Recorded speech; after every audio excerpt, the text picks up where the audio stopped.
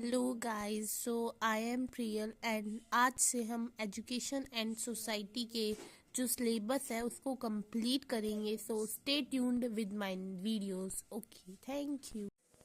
Hello guys, so आज हम पढ़ेंगे एजुकेशन एंड सोसाइटी। सबसे पहले तो आप सभी जानते हैं कि डीएलएड कर रहे हैं हम सारे, तो हम वुड बी टीचर्स हैं, तो हमें बच्चों के लिए ज़्यादा सोचना पड़ेगा। तो आज हम जो पढ़ने जा रहे हैं वो है एजुकेशन एंड सोसाइटी। तो एजुकेशन से आप लोग क्या समझते हैं? एजुकेशन मतलब ऐसी चीज जिससे हम लोगों की लाइफस्टाइल अच्छी हो, हम आगे जाके मतलब हमारी नॉलेज इंक्रीज हो। और सोसाइटी क्या होती है? समाज, मतलब जो हमारे आसपास की सोसाइटी है वो। तो जब ये तो अभी के लिए बस इतना ही। आगे की अब हम मिलते हैं नेक्स्ट वीडियो में। So please like, share and subscribe. Thank you. तो जब एजुकेशन और सोसाइटी मिलते तो क्या क्या असर पड़ता है, आज हम वो पढ़ेंगे। तो सबसे पहला है हमारा यूनिट 1। यूनिट 1 में सबसे पहला टॉपिक है हमारा नेचर ऑफ इंडियन सोसाइटी।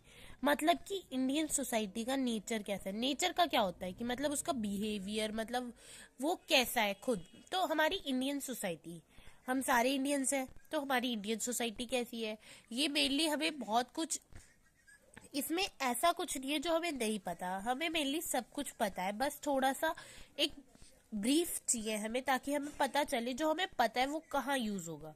तो सबसे पहले आता है नेचर ऑफ इंडियन सोसाइटी। तो इंडियन सोसाइटी का नेचर कैसा है?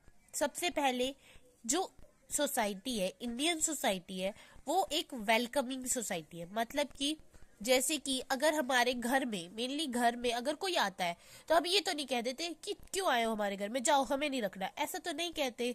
क्या करते हैं, हम उनका स्वागत करते हैं, फिर उनको मतलब चाय पानी नाश्ता वगैरह कराते हैं। ऐसा तो कभी नहीं किया कि भगा दिया, अरे नहीं मत आओ, भागो यहाँ से, ऐसा तो नहीं करते ना।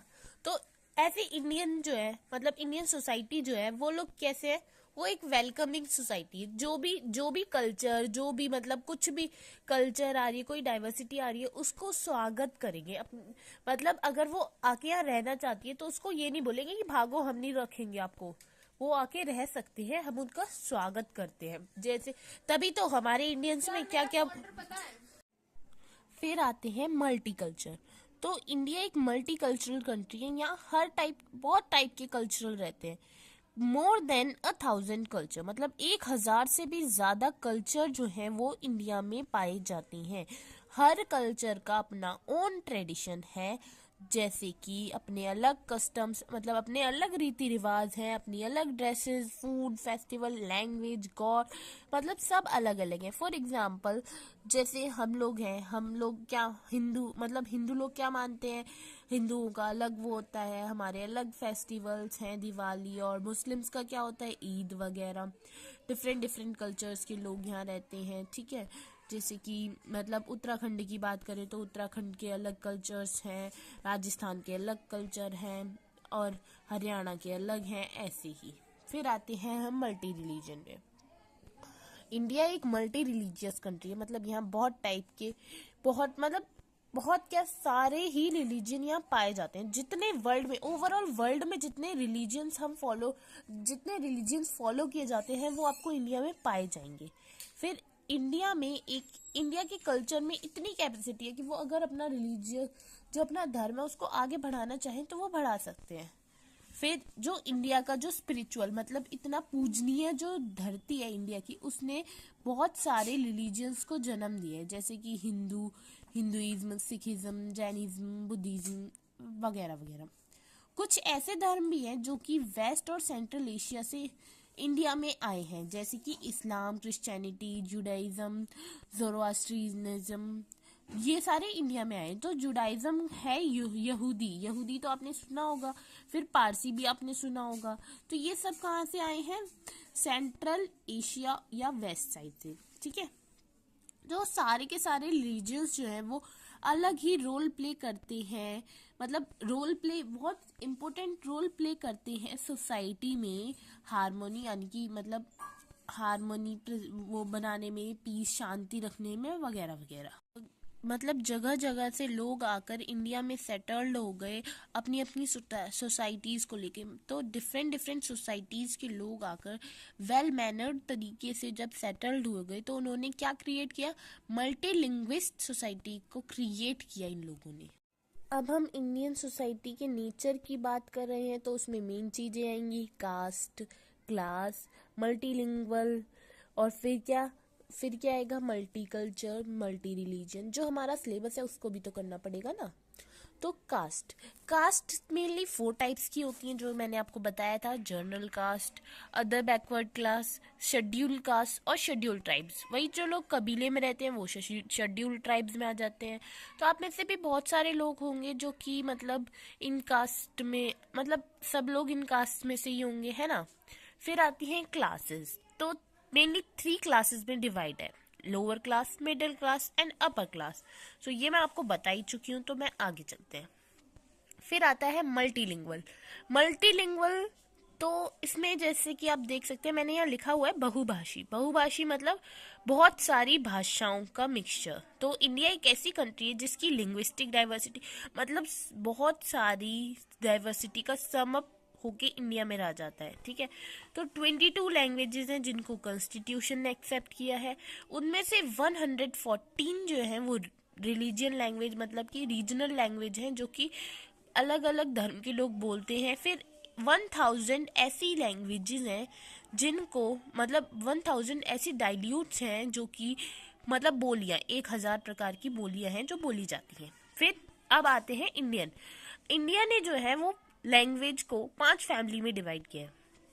पहली फैमिली है इंडो आर्यन लैंग्वेज फैमिली। तो ये लैंग्वेज में 5 ही है, Indo Aryan language family, Dravidian language family, Austric language family, Sino Tibetan language family और अंडमानीज लैंग्वेज फैमिली। तो ये 5 लैंग्वेज फैमिली है जो आपको याद करनी है। इंडो आर्यन लैंग्वेज फैमिली कहाँ पाई जाती है, नॉर्थ इंडियन में। जो नॉर्थ इंडिया के लोग होते हैं वो इंडो आर्यन लैंग्वेज फैमिली में आते हैं। फिर आते हैं साउथ इंडिया में आते हैं द्रविडियन लैंग्वेज फैमिली। जो साउथ इंडिया की भाषा बोलते हैं वो द्रविडियन लैंग्वेज फैमिली में आएंगे। फिर ट्राइबल्स की जो भाषा होती है वो ऑस्ट्रिक लैंग्वेज फैमिली में आती है। नॉर्थ ईस्ट की भाषा साइनो टाइबेटियन लैंग्वेज फैमिली में। फिर अब अंडमानीज लैंग्वेज फैमिली से तो आप समझ रहे हैं कि हम अंडमान की बात करें तो अंडमान की लैंग्वेजेस आएंगी अंडमानीज में। अब हम आते हैं इंडियन सोसाइटी के कंपोजिशन पे। कंपोजिशन क्या होता है, मतलब इंडियन सोसाइटी बनी किससे है। तो सबसे पहले अब इंडियन सोसाइटी की बात हो रही है तो हम लोग इंडियन सिविलाइजेशन नहीं भूल सकते। इंडस सिविलाइजेशन यानी कि हड़प्पन सिविलाइजेशन जो कि बहुत पुरानी है हिस्ट्री में। मतलब कि जब कंट्रीज ढूंढी जा रही थी तब क्या कौन सी कंट्रीज मिली थी, पहले तो हड़प्पा कंट्री मिली थी और मोहनजोदाड़ो की कंट्री मिली थी ना, याद है ना। तो ये दोनों जो कंट्रीज है मतलब कि इंडस वैली सिविलाइजेशन, याद होगा आपको कि आपने मतलब 6th क्लास में पढ़ा था और अभी इस डीएलएड के एंट्रेंस फॉर्म के लिए भी पढ़ा होगा ना, एंट्रेंस क्लियर करने के लिए। तो इंडियन सिविलाइजेशन जो है वो बहुत पुरानी सिविलाइजेशन है जिसमें कि हड़प्पन सिविलाइजेशन भी आ जाती है। अब इंडियन सोसाइटी की बात हो रही है तो उसकी हिस्ट्री भी आएगी। इंडिया की बहुत लॉन्ग हिस्ट्री है जैसा कि आप सभी को पता है, क्योंकि और इसकी हिस्ट्री की वजह से मतलब कि जो डिफरेंट, अब हम हिस्ट्री की बात करें तो हिस्ट्री में ये भी आएगा कि मतलब जो पुराने टाइम की जो हिस्ट्री थी उसमें मतलब आप सबने पढ़ा ही होगा कि जो लोग हैं मतलब दूसरे मतलब ग्रुप्स के लोग जो है वो अपने अपने ग्रुप को लेकर इंडिया आए और इंडिया आके सेटल्ड हो गए और हमने रिस्पेक्ट से उनको सेटलमेंट में हेल्प भी की, मतलब कि।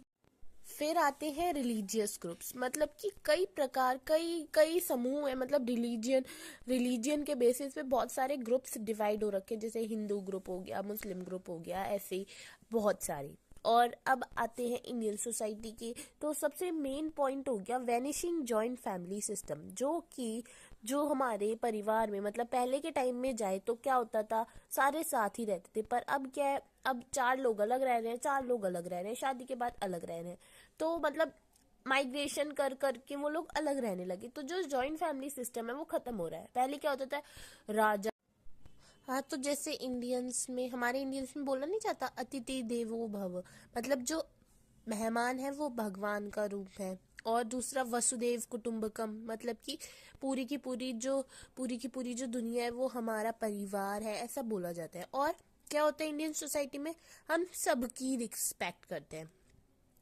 चाहे वो छोटा हो या बड़ा हो, हम उनकी रिस्पेक्ट करते हैं। और दूसरा डेमोक्रेटिक सोसाइटी, मतलब सबके पास राइट है, अगर वो कुछ चीज करना चाहते हैं तो वो कर सकते हैं, नहीं करना चाहते तो नहीं करें। सबके पास अपना अपना राइट है, कोई भी डिस्क्रिमिनेशन नहीं है। और और फिर आता है रिच इन डाइवर्सिटी, मतलब कि इंडिया में कई प्रकार की डाइवर्सिटी पाई जाती है, मतलब बहुत वैरायटी है। जैसे कि कभी कभी वैरायटी इन फूड, जैसे राजस्थान में क्या होता है, दाल बाटी चूरमा। और ऐसे ही हर जगह, मतलब कि पंजाब में क्या होता है, आलू के पराठे। और मतलब बहुत सारे फेस्टिवल्स की भी वैरायटी है, वैरायटी इन क्लॉथ्स, इन सब, मतलब बहुत चीज़ों में वैरायटी वैरायटी, मतलब अलग अलग चीज़ें हैं। तो डाइवर्सिटी क्या है, बहुत प्रकार की है यहाँ। फिर आती है कास्ट। अब हमारे मेनली मेनली वैसे तो हम 4 कास्ट मानते हैं, general, SC ST and OBC, है ना। लेकिन कास्ट तो बहुत टाइप्स की होती हैं, इनमें भी बहुत कास्ट होती हैं, है ना। तो इंडियन सोसाइटी में कास्ट है, बहुत ज़्यादा कास्ट हैं। फिर आती है class, social class. Social class में आ जाते हैं लोअर क्लास, अपर क्लास और मिडिल क्लास। अब लोअर क्लास तो पता है, वही पॉवर्टी वाले, गरीब। अपर क्लास में क्या आता है, अमीर लोग। मिडिल क्लास जैसा कि हम सारे हैं, मिडिल क्लास लोग। फिर आती है कल्चरल डाइवर्सिटी। हमारी डाइवर्सिटी, हमारे बहुत टाइप्स की डाइवर्सिटी है, जैसे कि मतलब कल्चरल डाइवर्सिटी है हमारे यहाँ। फिर आती है लैंग्वेज वेरिएशन, मतलब कि कई प्रकार की लैंग्वेजेस यूज की जाती है हमारे यहाँ। मेनली 22 लैंग्वेजेस जो है वो कॉन्स्टिट्यूशन ने जो है, अब मतलब कॉन्स्टिट्यूशन ने 22 लैंग्वेज को एक्सेप्ट कर रखा है, जबकि हमारे यहाँ 114 जो है वो रीजनल लैंग्वेजेस हैं। और 1000 से भी, मतलब 1000 तक उनकी डाइल्यूट्स हैं, मतलब कि उन 1000 बोलियां हैं, बोली जाती हैं जो।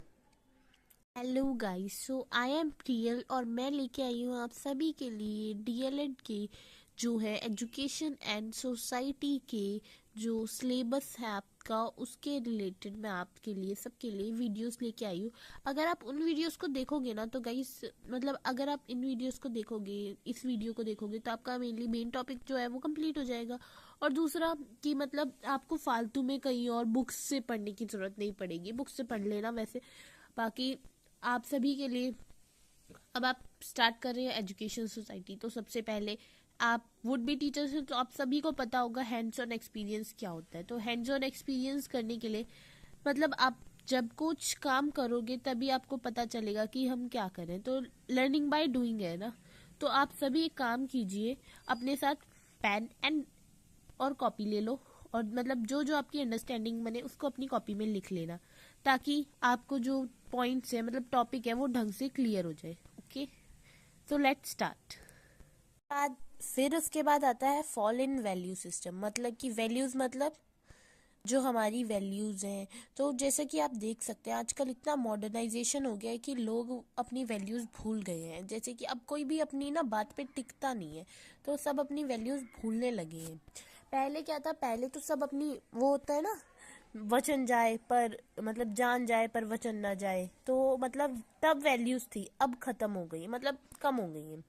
फिर आता है इंक्रीजिंग मेटीरियलिज्म, मतलब कि अब जो है इंसान को, मतलब खुद इंसान से ज्यादा चीजों से प्यार हो गया है। फॉर एग्जाम्पल आजकल क्या होता है, अगर किसी ने भी किसी की गाड़ी पे वो कर दिया, तो ये नहीं, अरे मान लो एक्सीडेंट हुआ है एक एक गाड़ी और बाइक का, तो ये नहीं देखा जाएगा कि इंसान को चोट कितनी लगी, ये देखा जाएगा कि गाड़ी का कितना लॉस हुआ है। जो गाड़ी वाला वो कहेगा कि तूने मेरा लॉस कर दिया, ये नहीं देखेगा कि उस बाइक वाले की चोट लगी है कि नहीं। फिर उसके बाद आता है ज्योग्राफिकल डाइवर्सिटी, मतलब कि हम ज्योग्राफिकल तरीके से देखा जाए तो हमारे इंडिया में कितनी डाइवर्सिटीज पाई जाती है। मतलब साउथ में क्या होती है, इतनी गर्मी होती है। फिर नॉर्थ की साइड ठंडी ठंड, हिमाचल साइड क्या होती है, ठंड बहुत होती है वही। फिर पॉपुलेशन, कितनी पॉपुलेशन है, पॉपुलेशन बहुत ज़्यादा है और अब पॉपुलेशन बढ़ ही रही है, कम तो हो नहीं रही है, पॉपुलेशन बहुत इंक्रीज हो रही है। फिर आती है पॉवर्टी, गरीबी के बारे में तो कुछ कहने की ज़रूरत है ही नहीं, वो तो आप सब जानते ही हैं। फिर है लिटरेसी, मतलब 30 करोड़ से ज़्यादा जो भारतीय हैं, मतलब इंडियंस हैं, वो इलिटरेट हैं। तो ये है nature of the Indian society, इसमें ऐसा कोई पॉइंट नहीं था जो आप सबको नहीं पता।